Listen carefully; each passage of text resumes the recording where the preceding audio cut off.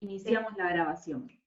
Bueno, como dijimos, vamos a ver el tema de reacciones de tipo ácido-base. Ya estuvimos trabajando reacciones de combustión, reacciones, el balanceo de las ecuaciones, así que ahora vamos a destinarnos a este tipo de reacciones que son muy interesantes.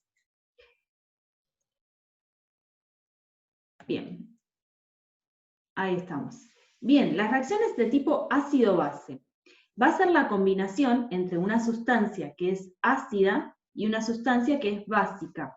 También a las básicas se las llama alcalinas, son sinónimos. Se los digo porque durante la clase y cuando lean el texto van a encontrar las dos palabritas, significan lo mismo. Las sustancias cuando son solubles en agua pueden tener un carácter ácido o básico, y eso le va a dar al medio en el que están disueltas esas propiedades. Pueden ser medios inertes o medios biológicos, ¿sí? La sangre, por ejemplo, sería un medio biológico. Bien. Ahí salió medio cortado, pero después se los voy a arreglar. Cuando hablamos de teorías de tipo ácido-base, después les voy a modificar bien para que se lea. Existen distintos postulados de teorías, o sea, muchos científicos a lo largo de la historia fueron definiendo qué es un ácido y qué es una base según los estudios que realizaban. Una de las teorías habla de que los ácidos son sustancias que liberan iones hidrógeno, como está acá escrito, H+. Y las bases son sustancias que liberan iones oxidrilos, OH. ¿Sí? Esa es una de las teorías. A ver si puedo mostrarles.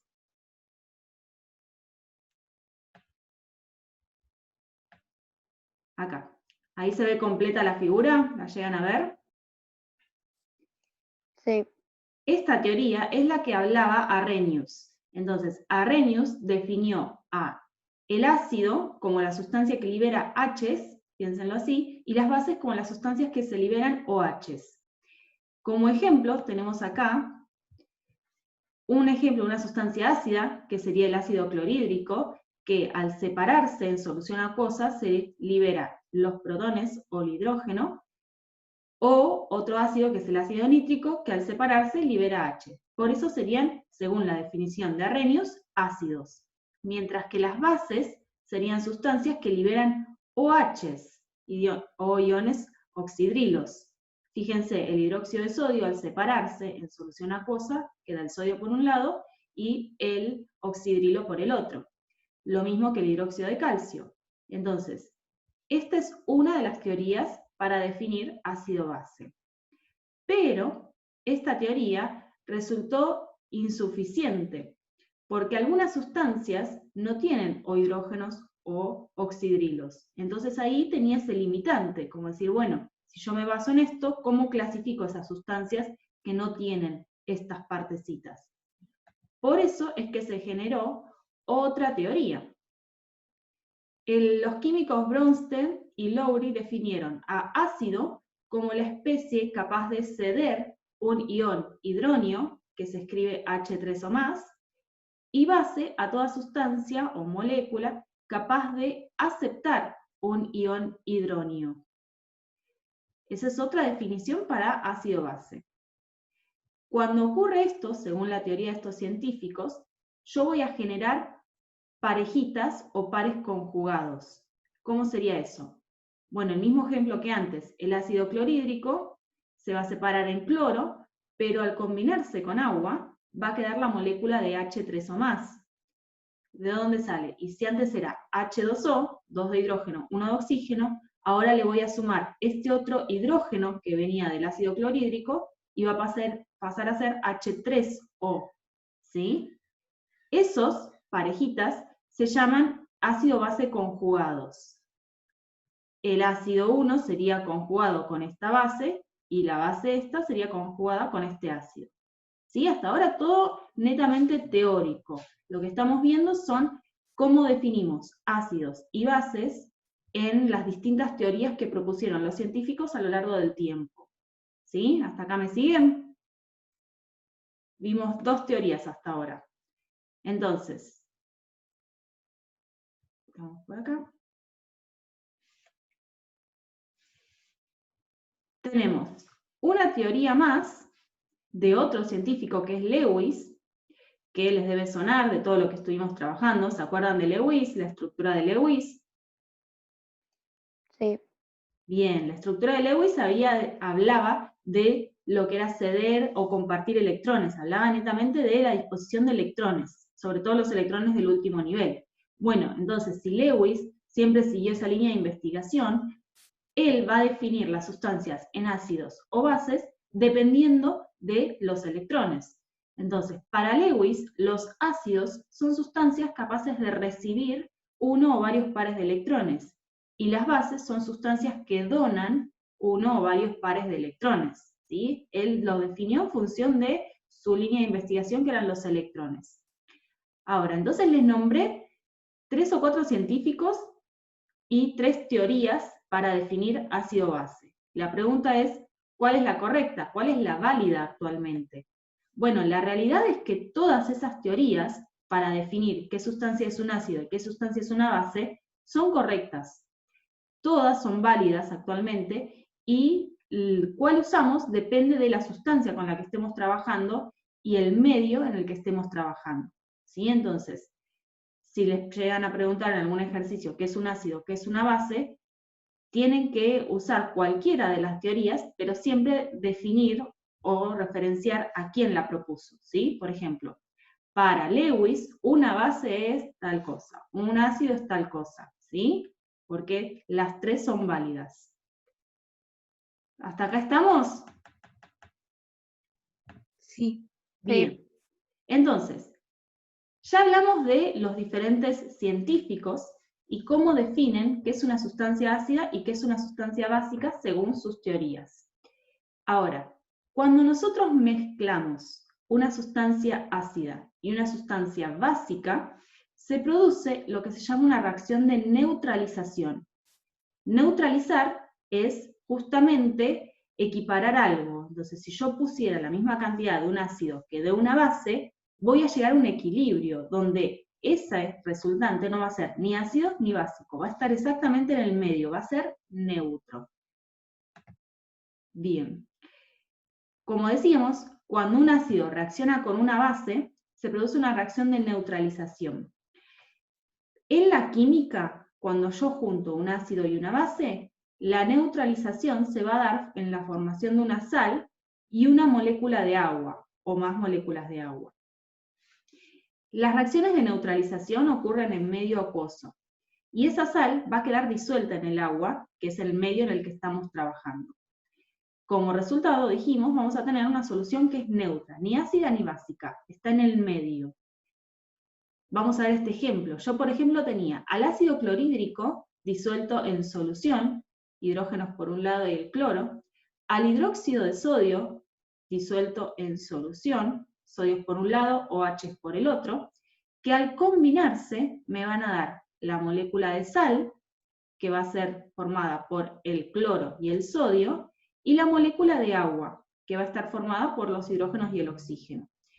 Esto era ácido al principio, el ácido clorhídrico, esto era básico o alcalino al principio, que es el hidróxido de sodio, y la sal es neutra, y el agua también es neutra. Así que partí de algo ácido y básico, que al combinarse dieron un resultado neutro. ¿Sí? Neutro quiere decir ni ácido ni básico, está en el medio. Y ahora vamos a ver en el medio de qué. Bien. Muy bien, como verán, hay sustancias ácidas y básicas, pero no todas son iguales. La fuerza o poder que tengan va a ser el tipo de acidez, ¿sí? Como decimos, hay sustancias que son muy ácidas porque tienen mayor fuerza para digamos, ceder los iones, según una de las teorías. Son carácter mucho más ácido. O podemos decir que si se disocian completamente y ceden muchos iones, esas sustancias son ácidos fuertes. Entonces, lo que quiero que se lleven de acá es que, si bien hay sustancias que son ácidas y otras que son básicas, no todas son iguales. hay algunas que son más ácidas que otras o más básicas que otras, ¿sí? ¿Y para qué les cuento todo esto? Bueno, para llegar acá, a la escala de pH. Nosotros sabemos que hay un punto medio, que es cuando ocurre la neutralización, que es en la escala del pH la mitad y que está representada por el número 7. La escala de pH podemos definirla como una recta que se obtiene por medio de cálculos matemáticos, es una representación que va del 0 al 14. Esos números se los tienen que acordar. La escala de pH va del 0 al 14. Y por lo tanto el 7 es la mitad de la escala. Entonces, el 7 va a ser nuestro número neutro, nuestro estado neutro, no es ni ácido ni básico. Todo lo que esté a la izquierda del 7, es decir, de 0 a 7, va a ser pH ácido. Todo lo que esté a la derecha del 7, o sea, del 7 a 14, va a ser pH básico o alcalino, ¿sí?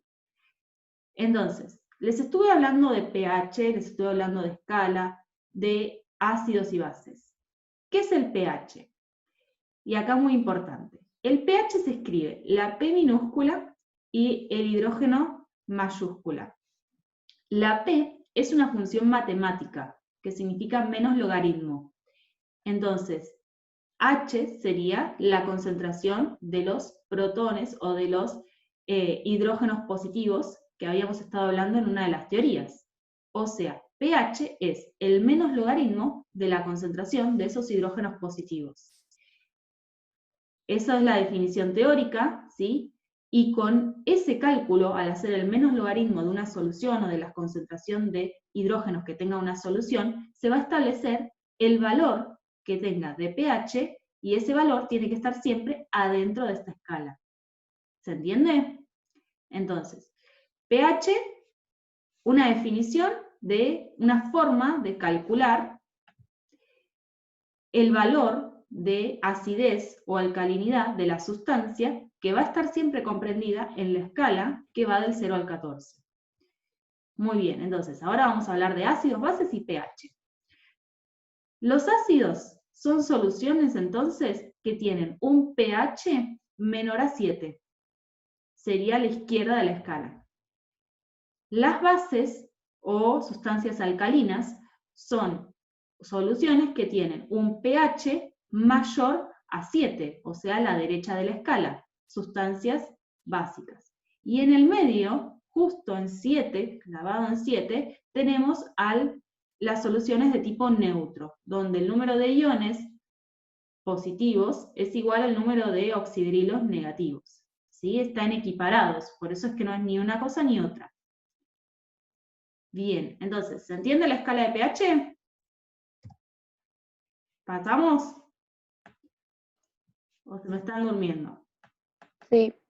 Muy bien. Bueno, entonces, dijimos que el pH era una cuenta, ¿sí? Una cuenta matemática.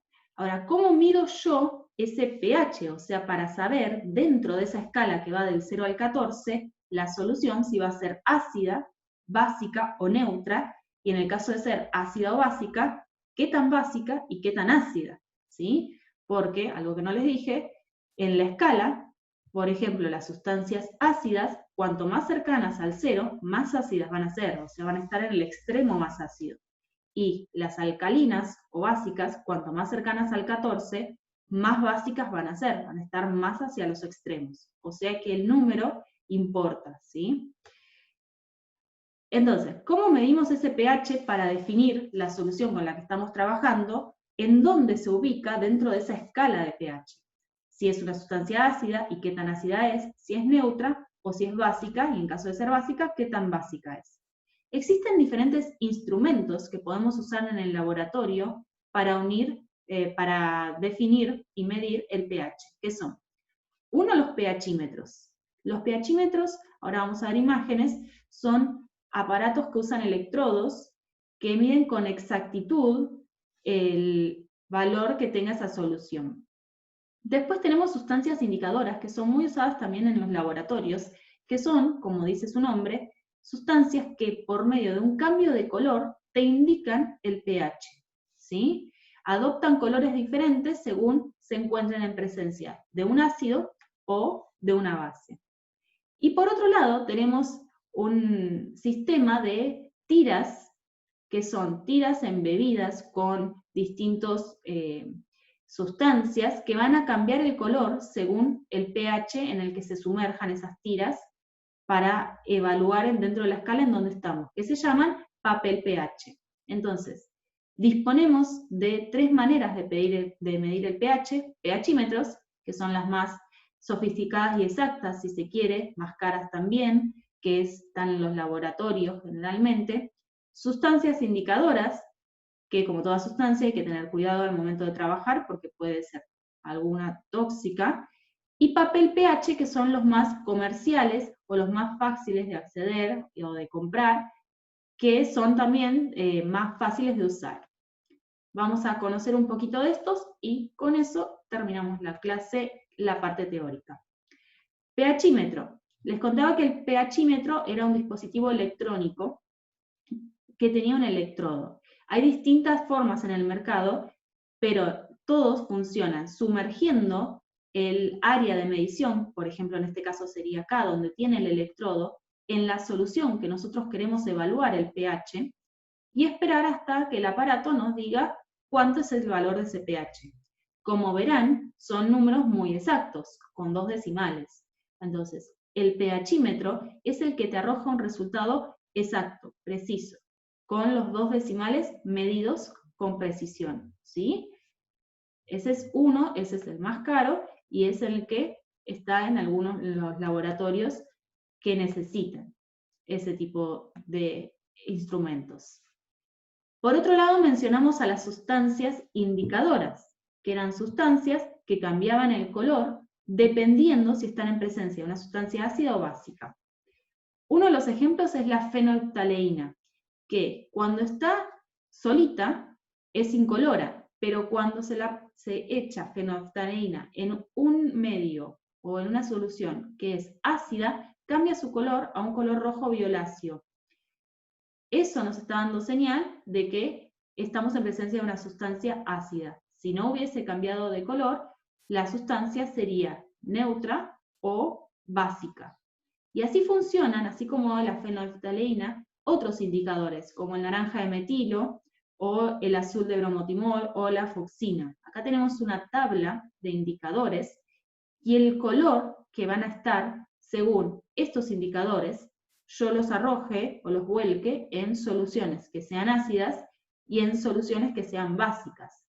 Y el intervalo de pHs alrededor en el que viran, en el que cambian de color, ¿sí? Esto se hace en laboratorios, tiene cierto grado de exactitud, sobre todo si se hace un proceso especial, pero sigue siendo mejor el pHímetro para tener todos los decimales del pH, ¿sí? Y por último, el sistema más comercial, digamos, más fácil de acceder, más fácil de usar también, que es el papel pH. El papel pH, como ven acá, son cuadraditos, almohadillitas, chiquititos, fíjense el tamaño que tiene, es fácil de usar, que están estas almohadillas embebidas con sustancias indicadoras. Entonces, uno sumerge esta tira en el líquido que desea medir el pH y después compara con la escala que viene del fabricante, como están haciendo acá en la figura. Por ejemplo, luego de meter la tira en el líquido que quería medir, está comparando a ver los colores con cuáles coinciden, y así establece el pH. Pero si se fijan, acá va la escala de 0 a 14, pero es un número entero, o sea, yo con las tiras de pH o el papel pH puedo definir un pH, un número entero, no decimal, como si me pasaba con el pHímetro. Por eso es que decimos que tiene menos exactitud el papel pH.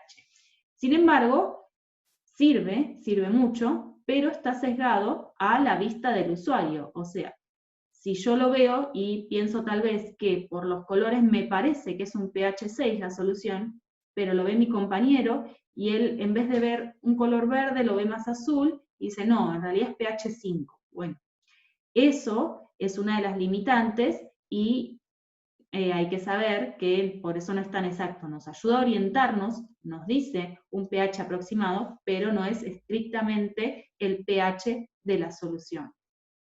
¿Sí? ¿Hasta ahí vamos o fui muy rápido? Bien, hasta ahí llegamos en la parte teórica. Vamos a ver. Voy a dejar de compartir, así los veo a todos. Muy bien. ¿Alguno quiere hacer alguna pregunta del tema de pH? ¿Algo que haya que repetir, que fui muy rápido? ¿Pueden activar sus micrófonos ahora? No. ¿Se entendió más o menos la introducción al tema de sustancias y reacciones de tipo ácido-base y pH? Sí. Sí. Bien, muy bien. Bueno, entonces, si no quieren hacer preguntas de este tema, detengo la grabación de la parte teórica y seguimos.